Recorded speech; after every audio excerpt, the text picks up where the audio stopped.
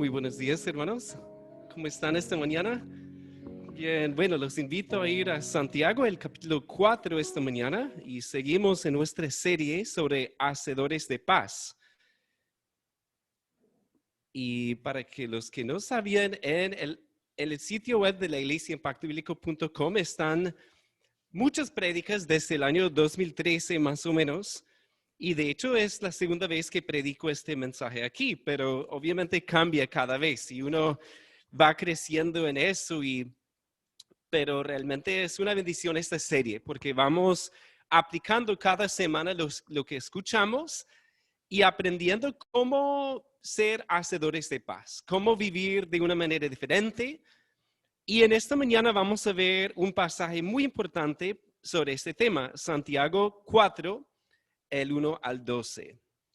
Y la prédica tiene el título de El conflicto nace en el corazón. Y hace poco yo vi una pelea que en un partido de fútbol, que eso a veces suele suceder, ¿verdad? Que los muchachos estaban jugando muy fuerte y un muchacho de un equipo estaba entrando fuerte a otro jugador, por lo menos lo percibió él, y finalmente le entró muy fuerte para quitarle el balón y el muchacho le pegó un puño en la cara.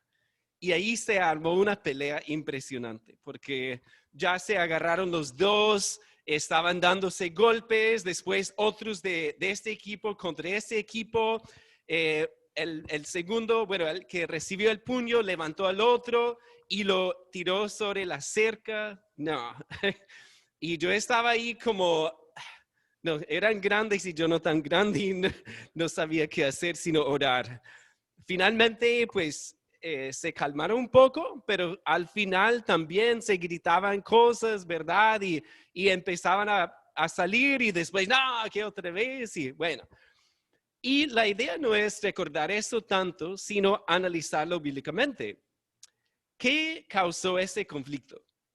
¿De dónde salió? Bueno, vamos a leer Santiago 4, el versículo 1 para ver. ¿De dónde vienen las guerras y los pleitos entre vosotros? ¿No es de vuestras pasiones las cuales combaten en vuestros miembros? Ahí vemos de dónde salió este conflicto, ¿cierto? Las pasiones, habla ahí de los deseos, los apetitos naturales, lo que nosotros queremos. De ahí salió ese conflicto, porque uno quiso hacer justicia con sus acciones porque tenía una pasión en su corazón. Entonces vamos a ver a lo largo de este pasaje, el 1 al 12, que el conflicto nace en el corazón. Y eso es exactamente lo que Cristo dijo en Marcos 7, el 20 al 22. Escuchen lo que él decía. Pero decía que lo que del hombre sale, eso contamina al hombre, porque de dentro del corazón de los hombres salen los malos pensamientos, los adulterios, las fornicaciones, los homicidios, los hurtos, las avaricias, las maldades, el engaño, la lascivia, la envidia, la maledicencia, la soberbia, la insensatez. Entonces, iglesia, ¿de dónde sale el conflicto? Del corazón, ¿cierto? Porque si no hay un conflicto en el corazón, cuando hay un problema lo resolvemos bíblicamente. El problema es cuando tenemos un conflicto aquí en el corazón y salen esos malos pensamientos y no manejamos la situación como Dios quiere y ahí se daña todo. Y a veces empieza una pelea, a veces empieza un conflicto entre varias personas porque el conflicto nace en el corazón. Miren conmigo aquí en el capítulo 3 de Santiago, el 17, lo que está justamente antes, porque miren ese contraste. Pero la sabiduría que es de lo alto es primeramente pura, después pacífica, amable, benigna, llena de misericordia y de buenos frutos, sin incertidumbre ni hipocresía. Y el fruto de justicia se siembra en paz para aquellos que hacen la paz. Pues ahí hay un contraste grandísimo con lo que vemos en el capítulo 4. Y lo que queremos hacer en esta mañana es ver cómo debemos someternos a Dios para sembrar la paz. Miren ahí en el versículo 4, el versículo 7, perdón, capítulo 4, el versículo 7. Someteos pues a Dios, resistid al diablo y huirá de vosotros. Acercaos a Dios y Él se acercará a vosotros. Pecadores, limpiad las manos, y vosotros los de doble ánimo, purificad vuestros corazones. Ahí vemos lo que Dios quiere que hagamos. Debemos someternos a Dios para sembrar la paz. Eso es lo que vamos a ver ahora. Pero vamos a orar para que Dios obre en nuestra vida, porque necesitamos su ayuda para esto, ¿verdad? Oremos. Padre, nos ponemos delante de ti esta mañana para pedirte que tú obres en nuestro corazón, Padre. Porque realmente hay muchas cosas, ahí hay pasiones, hay deseos que pueden hasta ser buenos, Padre, pero si no los manejamos bien, pueden llegar a ser un problema grande y ahí pueden hacer un conflicto. Por eso te pedimos tu ayuda, Padre, durante este tiempo para ponerle atención a tu palabra y para que tú obres en nuestra vida, Padre. Si hay alguien que no conoce a tu Hijo, oramos que pueda ver lo que está en su corazón y su necesidad de un Salvador. Y Padre, si ya hemos conocido a tu Hijo Jesús, oramos que hoy podamos realmente sacar todos los ídolos que hay en nuestro corazón y dártelos a ti para que tú los hagas desaparecer. Ayúdanos con esto, te lo pedimos en el nombre de Jesús. Amén. Muy bien, entonces aquí, hermanos, vemos cómo debemos someternos a Dios para sembrar la paz. Y vamos a ver 3 claves para poder hacer esto. Primeramente, miren conmigo el versículo 1, 2, bueno, los versículos 1 al 3. ¿De dónde vienen las guerras y los pleitos entre vosotros? ¿No es de vuestras pasiones las cuales combaten en vuestros miembros? Codiciáis y no tenéis, matáis y ardéis de envidia y no podéis alcanzar. Combatís y lucháis, pero no tenéis lo que deseáis, porque no pedís. Pedís y no recibís, porque pedís mal para gastar en vuestros deleites. Una pregunta que surge al leer esto es, ¿será que esto está hablando a cristianos? ¿Qué piensan? Pues ahí yo creo que sí, aunque es fuerte el pasaje, ¿cierto? Porque habla directamente a nuestra idolatría, habla directamente a lo que está en nuestro corazón y la verdad es que muchas veces eso es feo. Sí, porque en un conflicto, ¿qué sale? Pues sale lo que está aquí y eso nos asusta muchas veces porque salen cosas bien feas. Sale muchas veces lo peor de nosotros cuando estamos en medio de un conflicto. Entonces aquí vemos que la primera clave es identificar la idolatría en nuestro corazón. Identificar la idolatría en nuestro corazón. Como ya mencioné, ahí habla de las pasiones. En el versículo 1, no es de vuestras pasiones, las cuales combaten en vuestros miembros. Es la misma palabra que vemos ahí en el 3, al final, cuando él habla de gastar en vuestros deleites. Esa palabra pasión es deleite. Es un deseo nuestro que está en el corazón. Y pues son los deseos de a veces del cuerpo o son los deseos de nuestro corazón, los apetitos que salen de aquí. Y un comentarista Burrick dice que Santiago, predicamos mucho a Pablo, ¿verdad? Santiago está usando aquí palabras muy fuertes, pero es mejor tomarlas como una hipérbole. ¿En qué sentido? Porque miren el 2, codiciáis y no tenéis, matáis y ardéis de envidia. ¿Será que ellos estaban matándose literalmente? Pues creo que no, aunque obviamente un cristiano podría matar a otra persona. Pero aquí, si pensamos en Jesús, ¿qué decía Jesús sobre el odio? ¿Recuerden eso en el Sermón del Monte? Él dice que si odiamos a otra persona es como matarlo en nuestro corazón. Entonces, creo que podemos entender aquí, codiciar y no tener, matar y arder de envidia es matar en nuestro corazón a otra persona. Obviamente podríamos hasta matar a una persona físicamente, pero aquí él está usando palabras muy fuertes, guerra, pleito, matar, porque quiere que nosotros veamos qué tan serio es este asunto. Y eso nos recuerda el versículo favorito mío de los Proverbios, que es Proverbios 4:23. ¿Y por qué no lo leemos todos a una sola voz? Sobre toda cosa guardada, guarda tu corazón, porque de él mana la vida. Es muy bueno memorizar ese versículo y tenerlo aquí. Porque cuando sentimos que esas pasiones van creciendo en nosotros, tenemos que guardar nuestro corazón. Cuando sentimos envidia, ¿qué tenemos que hacer? Guardar nuestro corazón, arrepentirnos de ese pecado y guardar nuestro corazón. Bíblicamente, el corazón no es solamente los sentimientos, sino que es el centro de nuestro ser. Si queremos decir quién eres tú, pues mira tu corazón.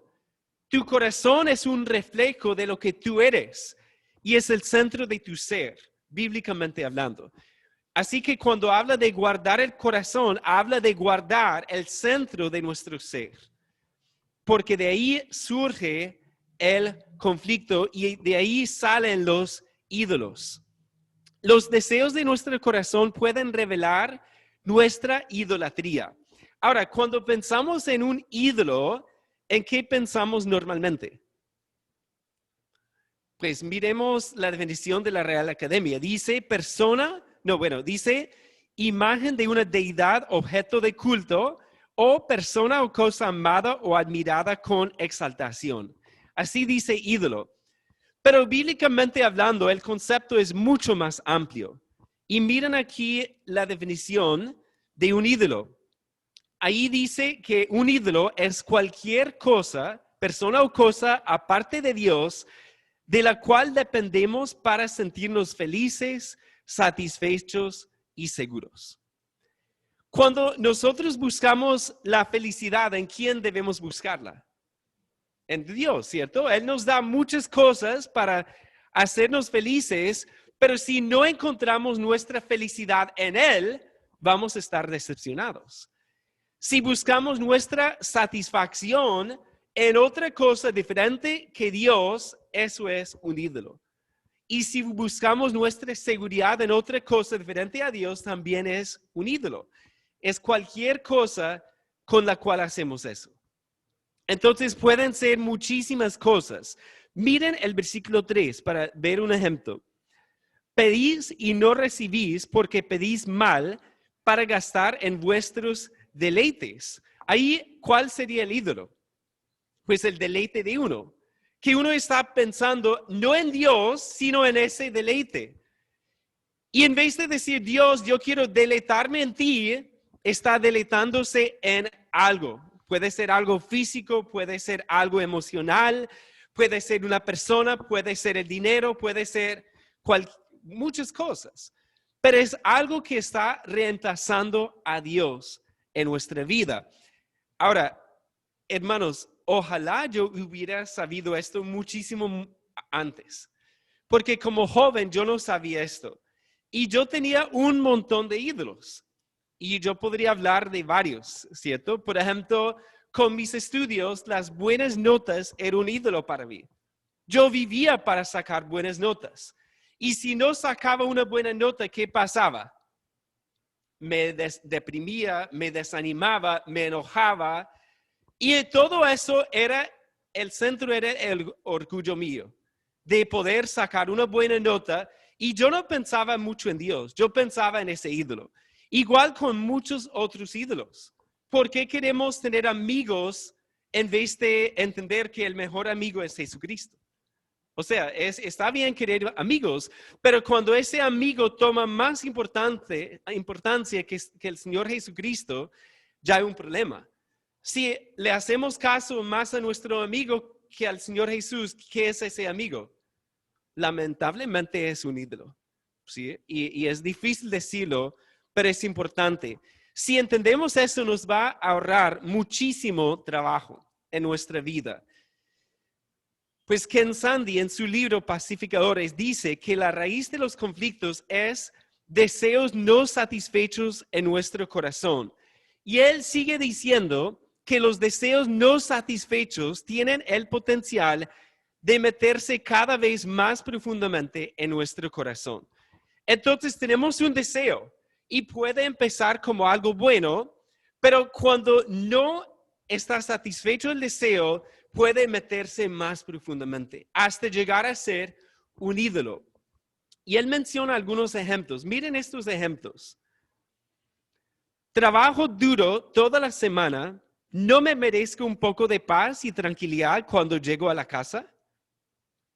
Pues está mal el deseo, hermanos. Quizás mal planteado, ¿cierto? Porque tener paz y tranquilidad en la casa es chévere. Pero miren cómo dice la persona esto, me merezco esto, es un deseo que yo quiero y vamos a ver qué pasa con ese deseo.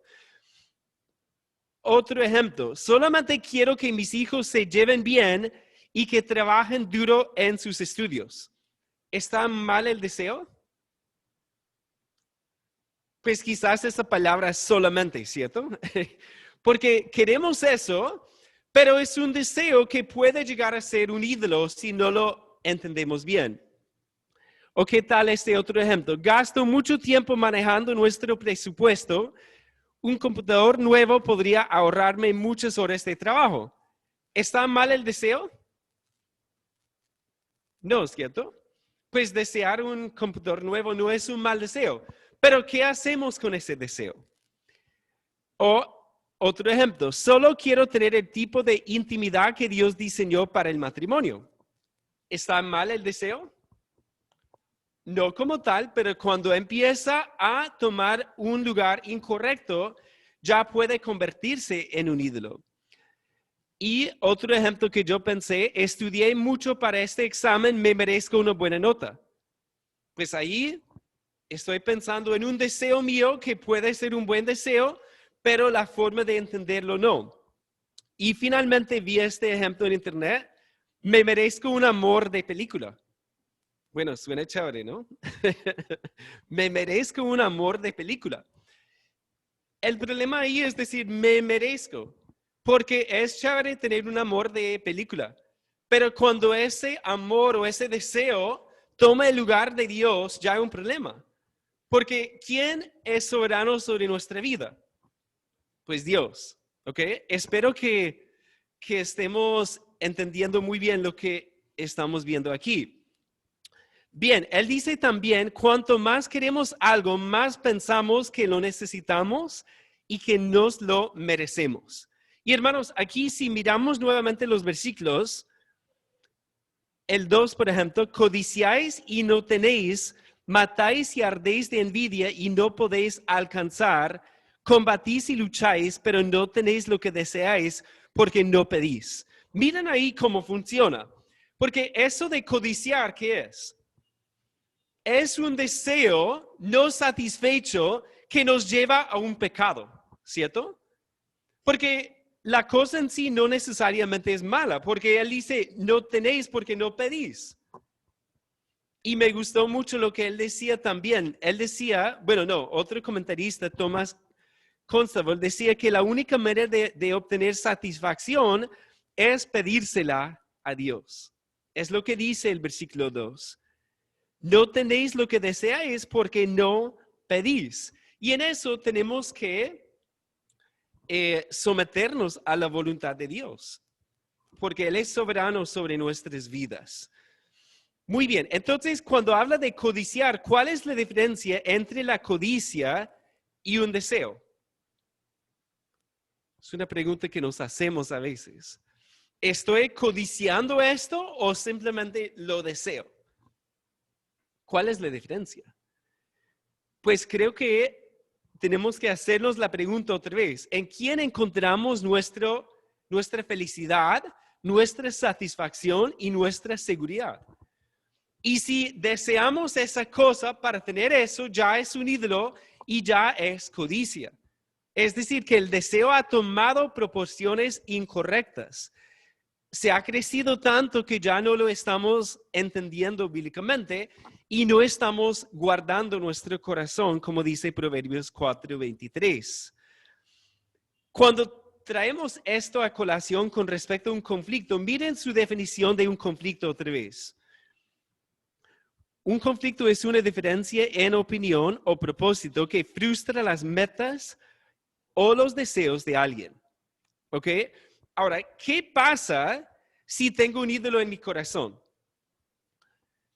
Y yo estoy con alguien y yo deseo algo, ¿qué va a pasar en esa relación? Si es un ídolo.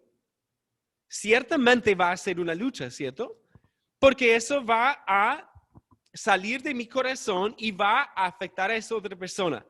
Y si esa persona tiene un ídolo en su corazón, ¿qué pasa? Pues yo creo que no es solamente uno más uno son dos, sino que ya empiezan a multiplicarse los ídolos y el conflicto crece, porque yo quiero lo que yo quiero, ella o él no quiere darme lo que yo quiero, entonces se arma un conflicto. Si él tiene otro ídolo en su corazón, allá son dos ídolos que cuando se chocan es un choque de trenes terrible. ¿Ok? Entonces, eso es lo que pasa con la idolatría. Comienza aquí y eso se ve reflejado en mi relación porque yo empiezo a hacer cosas malas con ese ídolo, como vemos aquí de codiciar, de matar, de arder, de envidia, de combatir y luchar. ¿Por qué? Porque yo quiero lo que yo quiero y voy a lograr lo que yo quiero. No me someto a Dios, como vemos ahí en el 7. Miren el contraste. En el 7, someteos pues a Dios, resistid al diablo y huirá de vosotros. Entonces, lo más importante es identificar la idolatría en nuestro corazón. Eso requiere tiempo de reflexión ante Dios. Porque cuando es un ídolo, ese ídolo puede estar aquí incrustado en mi corazón tan profundamente, arraigado tan profundamente que casi como que hace parte de mi corazón y por lo tanto no lo veo ahí. Pero Santiago nos ayuda a examinarnos para ver cuál es nuestro ídolo. Miren ahí el 4, es un versículo fuertísimo. Oh almas adúlteras, ¿no sabéis que la amistad del mundo es enemistad contra Dios? Cualquiera pues que quiera ser amigo del mundo se constituye enemigo de Dios. Fuerte, ¿verdad? La Biblia nos dice que cuando tenemos un ídolo aquí, ¿qué somos? Adúlteros, espiritualmente hablando. ¿Por qué? Porque Dios merece todo nuestro amor, toda nuestra lealtad y nosotros estamos buscando eso en otra cosa, otro ídolo.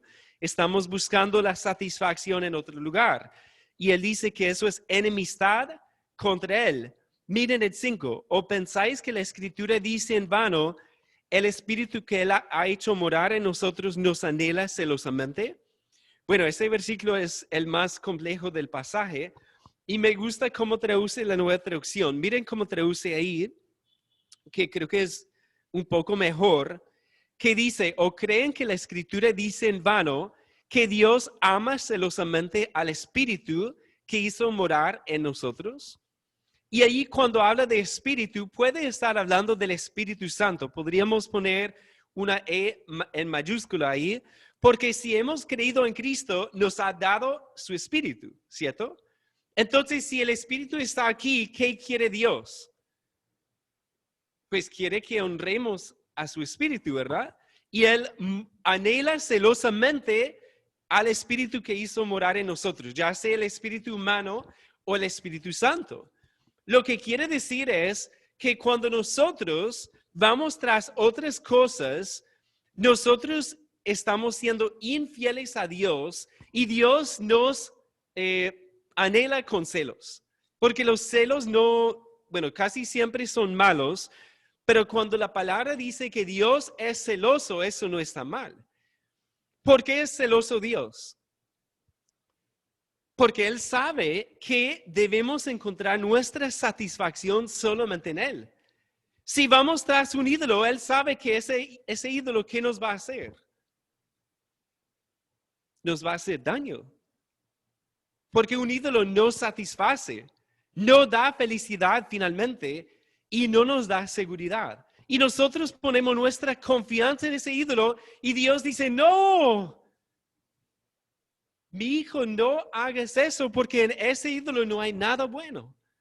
Si el ídolo te da algo de placer o un deleite temporal, pero Él es quien nos da deleites eternos, como hemos cantado, de una ciudad, de estar con Él para siempre, gozando de su presencia. Y en esta vida, cuanto más podemos entender eso, mejor estaremos. Porque estaremos entendiendo que Él debe ser nuestra satisfacción final. Entonces, eso habla de entender o identificar la idolatría en nuestro corazón. Miremos la segunda clave, que es entender la espiral descendente de la idolatría. Y pues vamos a verlo aquí. Miren conmigo el 2 nuevamente. Miren aquí cómo es esta espiral. Codiciáis y no tenéis. Bueno, eso empieza como un deseo, ¿cierto? No tenéis, no tenemos, ¿y qué hacemos? Matáis y ardéis de envidia y no podéis alcanzar. Combatís y lucháis. Es una espiral. Empieza aquí, pero lamentablemente no se queda aquí, sino que eso sale en la forma de hablar, en la forma de actuar, en lo que hacemos, en lo que no hacemos. Miren conmigo también el versículo 3. Pedís y no recibís porque pedís mal para gastar en vuestros deleites. Ese ídolo nos lleva a gastar energía en ese ídolo. Y finalmente miren el 11, porque está muy conectado el 11. Hermanos, no murmuréis los unos de los otros. El que murmura del hermano y juzga a su hermano, murmura de la ley y juzga a la ley. Pero si tú juzgas a la ley, no eres hacedor de la ley, sino juez. Uno solo es el dador de la ley que puede salvar y perder, pero tú, ¿quién eres para que juzgues a otro? Y vemos aquí parte de esta espiral descendente de la idolatría. Entonces, miremos estos 4 pasos de la idolatría. Primeramente empieza con yo quiero. Todo conflicto empieza con un deseo.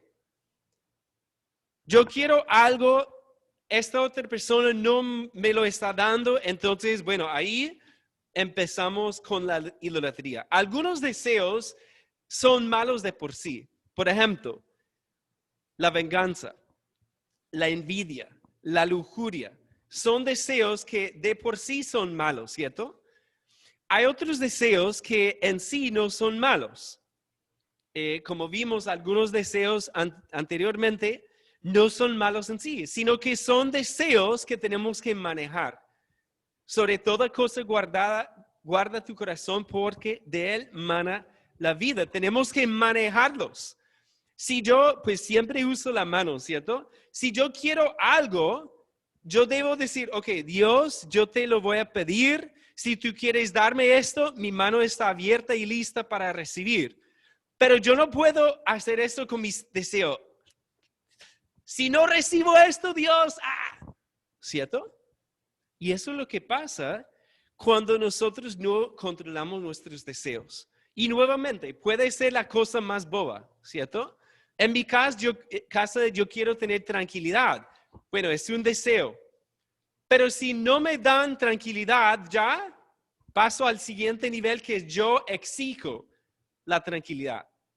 Nuevamente, pongamos ahí cualquier ídolo contra el cual estamos luchando. Entonces, yo quiero y después yo exijo. Exigir no es siempre malo, pero tenemos que exigir bíblicamente, que sería solamente en pocos casos. Pero en este contexto, decimos primero, yo quiero algo, pero después decimos, yo me merezco esto. Yo necesito esto. Para estar bien necesito este deseo. Y yo soy digno de este deseo. Yo he trabajado duro y me merezco tranquilidad en la casa, por favor. ¿Cierto? Para poner un ejemplo. Y no voy a estar contento si no tengo mi deseo. Miren cómo pasa de un yo quiero a yo exijo. ¿Sí? Y si pensamos en los ejemplos que puse antes, pensemos en este ejemplo 3. Trabajo duro toda la semana, no me merezco un poco de paz y tranquilidad cuando llego a casa. Si yo exijo eso, ¿qué pasa con mis pobres familiares? No, si no me dan paz, entonces, ¿qué les hago? Les grito, los castigo, quizás con mis hijos los pego, me aíslo de ellos. No, que yo no puedo hacer nada, tiro la puerta y me encierro en el cuarto porque me merezco mi tranquilidad. Y prendo la televisión o internet o lo que sea y aquí estoy y que nadie me toque, que nadie me hable. ¿Cierto? Así pasa. O pensemos en el otro deseo. Solamente quiero que mis hijos se lleven bien y que trabajen duro en sus estudios. Si no pasa, ¿qué voy a hacer? Bueno, si uso una respuesta de ataque, ¿cuál va a ser? Pues yo empiezo a pensar que yo soy Dios para ellos. Ellos son mis hijos y entonces pierdo el control con ellos, les grito nuevamente, hago algo que después lamento. Gasto mucho tiempo manejando nuestro presupuesto. Un computador nuevo podría ahorrarme muchas horas de trabajo. Ok, está bien el deseo, pero si no se me da, ¿qué voy a hacer en este nivel de yo exijo? No, me pongo mal.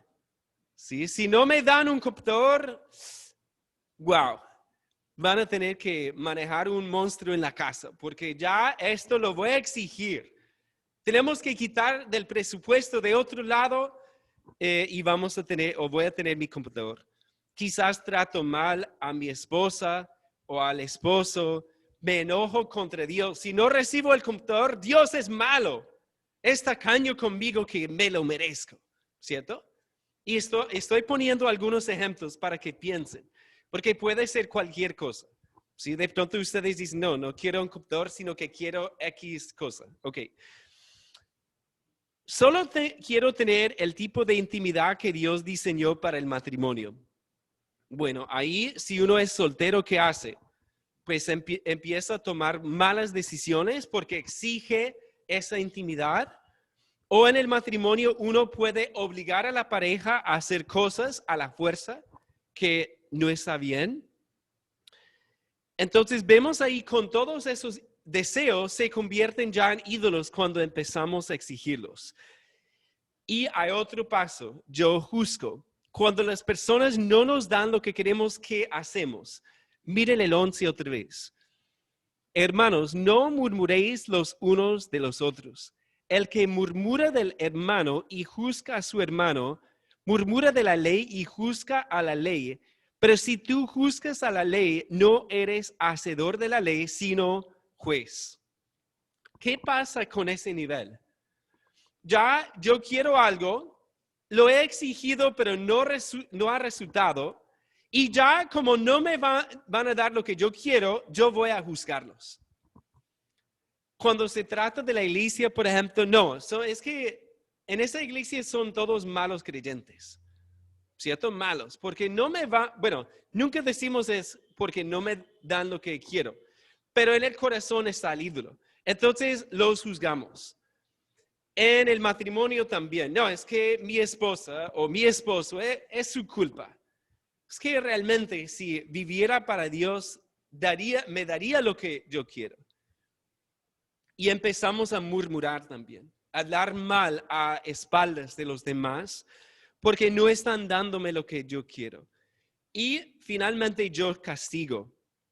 Y lo hemos visto aquí en varios versículos, ¿cierto? Eso de murmurar, eso de juzgar, eso de combatir, de luchar, de matar, de arder, de envidia, son formas de castigar a los demás. Ahora, esto es feo, ¿verdad? Esto es bien feo. Pero hermanos, miren qué tan importante es identificar eso y entender cómo funciona esto. Porque de manera sutil, en cualquier momento nos puede pasar. Porque ¿cuántos deseos tenemos por día? Yo quiero, por ejemplo, un tinto. El deseo está bien, ¿cierto?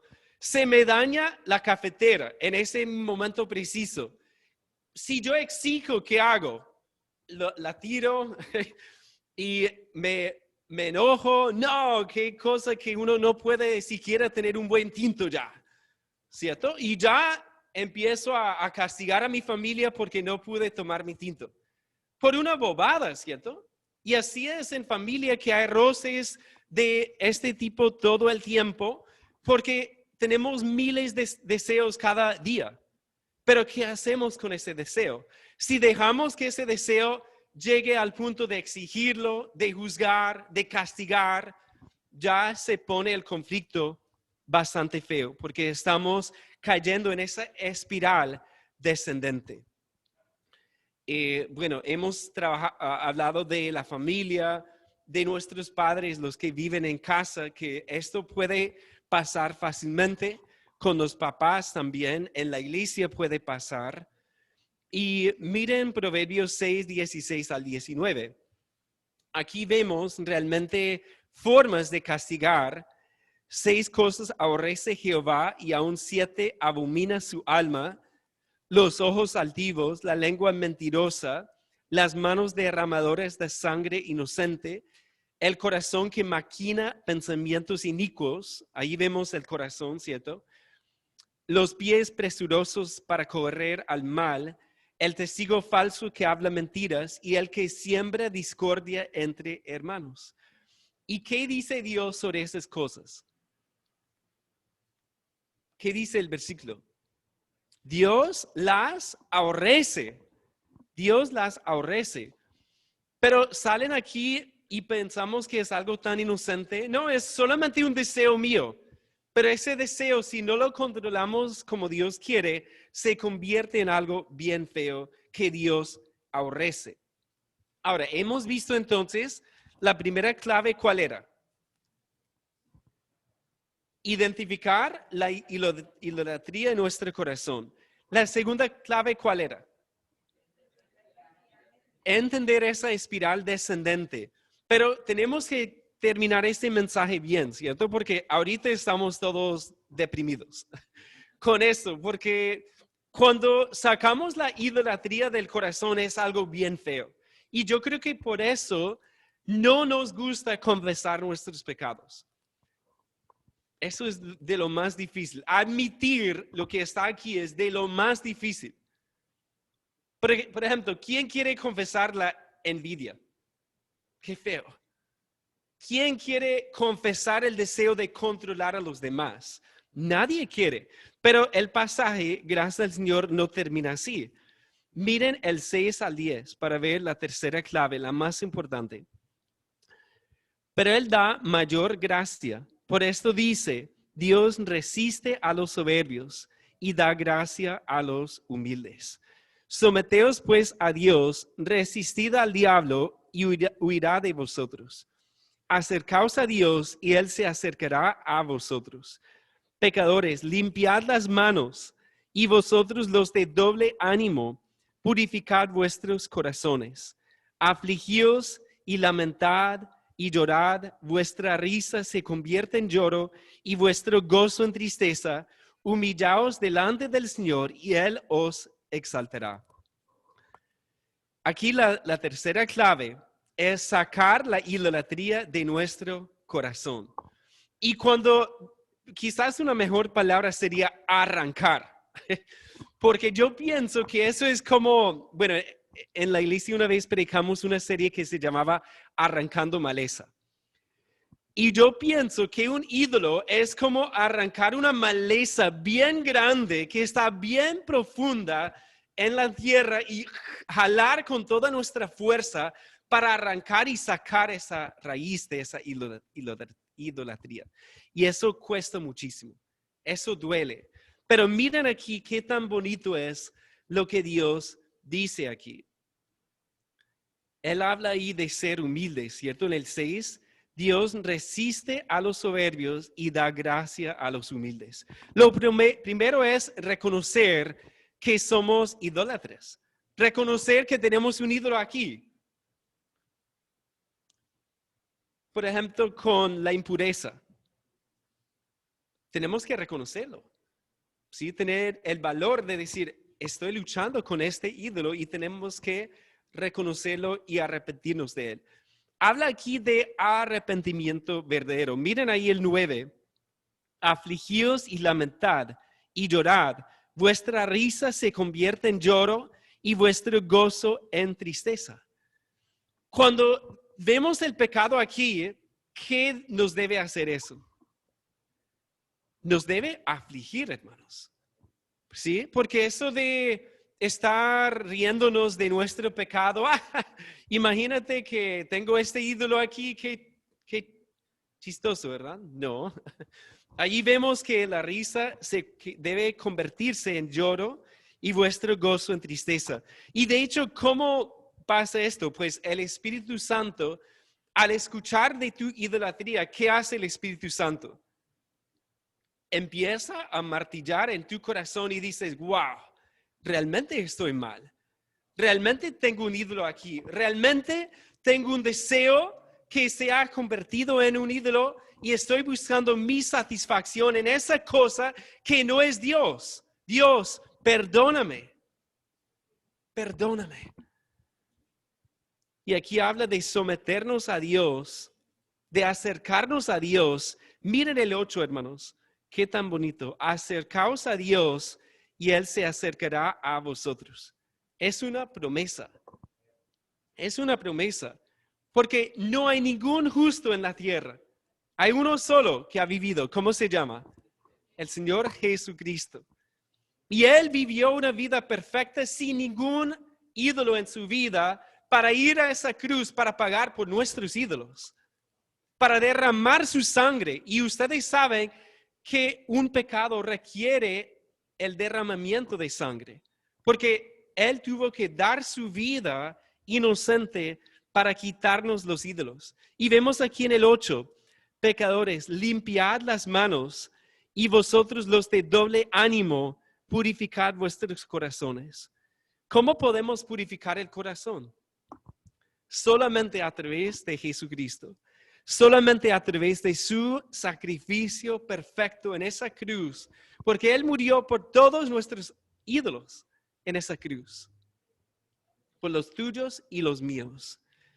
Y vemos aquí que Él habla de las manos. Pues eso habla de todas nuestras acciones.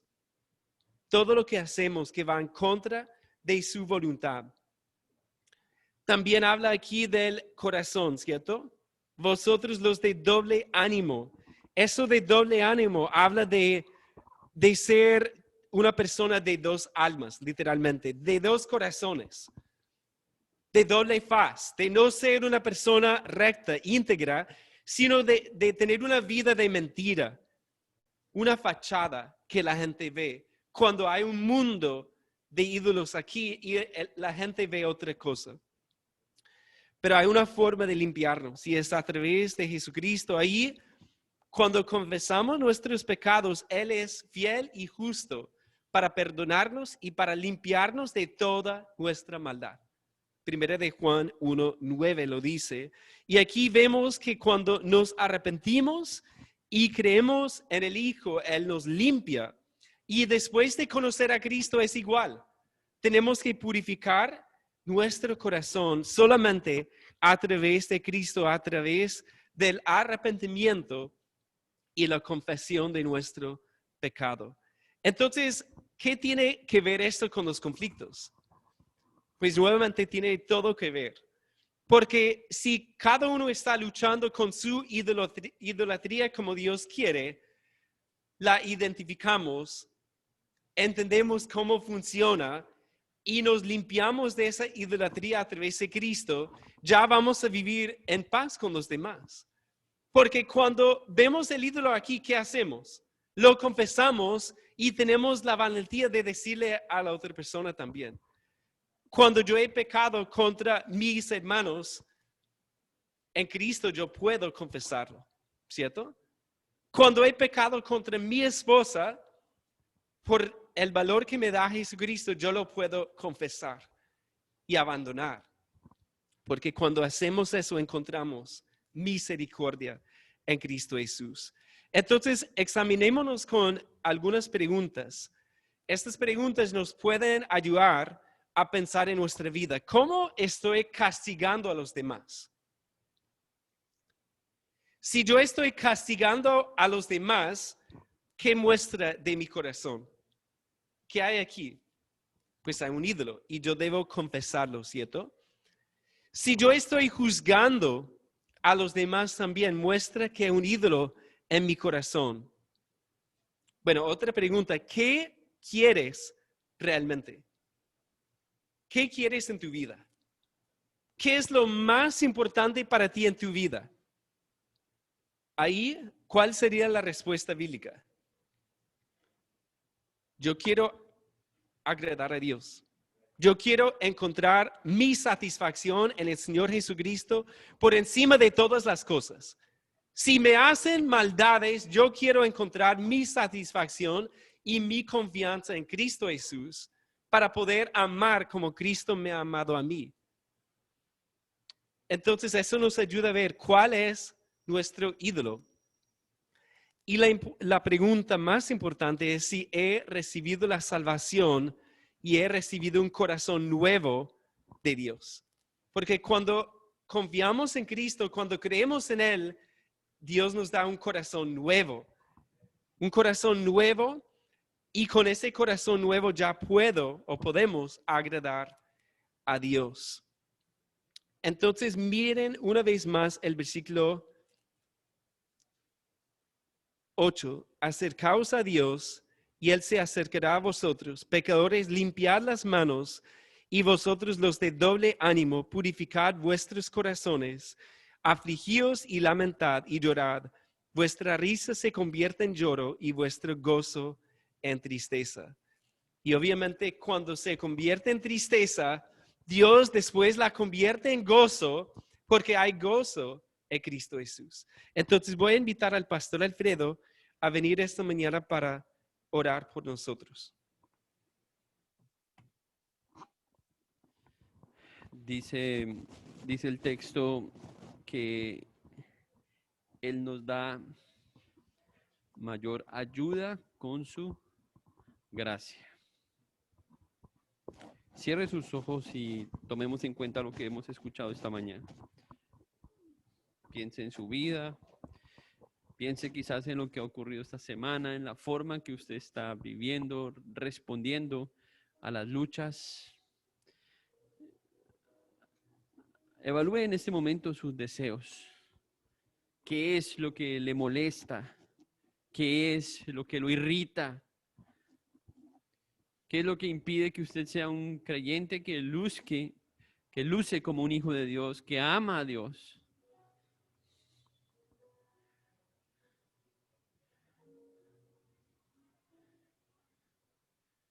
El Señor quiere que tú mueras a ese deseo. El Señor quiere que tú recuerdes que Él murió por ese pecado y que desees solamente glorificarle a Él con tu vida. Que ese sea tu mayor deseo en tu vida. Saliendo de tu comodidad, dejando atrás tus privilegios, tus derechos, para que Él tome tu lugar. Para que tú puedas responder y vivir como un hijo de Dios, quien dice amar a Dios y está dispuesto a glorificarle con su vida. Es necesario que tú mueras a esos deseos y reconozcas esta mañana en humildad que eres orgulloso, que eres pecador, que no has manejado situaciones como Él desearía, porque tus deseos han primado antes que los suyos. Dile perdón, Señor. Señor, te pedimos esta mañana como iglesia, perdónanos. Perdónanos porque todos aquí, Señor, me incluyo, vivimos de una manera, Señor, de una manera que necesitamos tu gracia en cada instante, en cada minuto, en cada hora, en cada día, Señor. Y la única forma, Señor, de poder vivir para ti es sometiéndonos a ti, a tu palabra, recordando quién eres tú, Señor, todos los días, Señor, 24/7, Señor, recordando que no podemos por nosotros mismos vivir en este mundo mientras estemos en este cuerpo, separados de tu Hijo Jesús. Nada somos, Señor. Ayúdanos a entender esta realidad, Señor, para que podamos depender más de Jesús en nuestra oración, para que podamos depender más de tu palabra, Señor, que ella sea nuestro alimento, nuestro consuelo, Señor, cada día. Que ningún deseo, Señor, por prestigioso que seas, impida que cada día nos acerquemos a ti con humildad para buscarte y tener esa dependencia de tu Hijo Cristo, Señor, y recordar lo que Él hizo en la cruz por nosotros, Señor. Padre, si hay aquí alguna persona que no ha entendido, Señor, que esta es la razón por la que Cristo murió, para que no reine el pecado en nosotros, que esa persona con humildad hoy lo pueda aceptar y diga: Señor, me declaro en bancarrota, no he podido manejar esta situación, perdóname, quizás no soy salvo, examina mi corazón, entrego mi vida a ti, reconozco que eres el Hijo de Dios, quien vivió, murió por mí, que lavó mis pecados, que fue a esa cruz y pagó con su vida por mis pecados, y acéptame como tu Hijo. Reconozco que eres mi Salvador. Hazme un hijo tuyo. Padre, ayúdanos como iglesia, que el Evangelio, Señor, sea lo que nos distinga. En medio de un mundo, Señor, conflictivo, en medio de un mundo, Señor, que no tiene sabiduría para resolver las cosas y reconocer que no podemos sin ti. Que esta semana, Señor, podamos darte gloria con todo lo que venga, Señor. Que esta semana, Señor, en cada detalle, en cada dificultad, en cada circunstancia, Señor, tu nombre sea glorificado a través de nuestras vidas. Ayúdanos, Señor, a través de tu Hijo Cristo, con tu Espíritu y tu palabra, para que eso ocurra. Te lo pedimos, Señor, en el nombre de Cristo y por sus méritos en la cruz. Amén.